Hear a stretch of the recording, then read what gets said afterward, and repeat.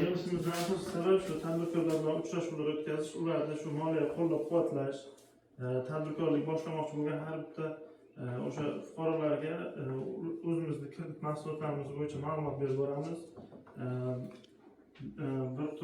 Bir qancha nima deydi, kredit mahsulotlarimiz bor.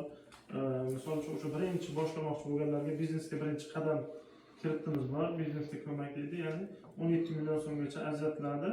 Bu 4 yil muddatga 6 oy imtiyoz davri bilan. Ya'ni 6 oy imtiyoz davri nima degani? O'sha 6 oygacha faqat foiz to'lab boriladi, 6 oydan keyin asosiy qismi va foiz qo'shib to'lab boriladi.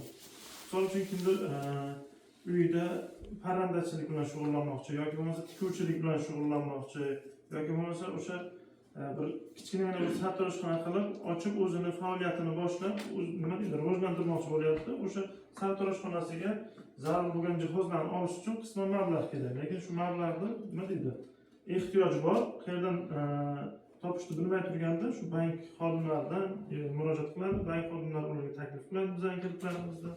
O'sha 17 million so'm nima deydi, bir kichkinagina sartaroshxonani ochib, o'sha faoliyatini boshlash uchun va erta o'zini o'zi band qilib o'sha yerda daromad olish uchun yetarli. Undan keyin ozgina faoliyatini boshlab rivojlantirmoqchi bo'lganlar uchun 50 million so'mgacha kreditlarimiz bor, mahalla loyihasi deydi. Bu 50 million so'mgacha ajratiladi. 5 yil muddatga 2 yilgacha imtiyozli davri bor. Ya'ni o'sha 2 yilgacha foizini to'laydi, 2 yildan keyin asosiy qismi va foizini qo'shib to'lab boradi. Bundan tashqari, hurmat prezidentimizda 312-sonli qarorlar bor. 312-sonli qarorda 100 million so'mgacha garovsiz kreditlar ajratiladi. 100 million so'mdan oshgan qismiga esa garov talab qilinadi. Buni muddati 7 yilgacha faoliyat turidan kelib chiqib belgilanadi.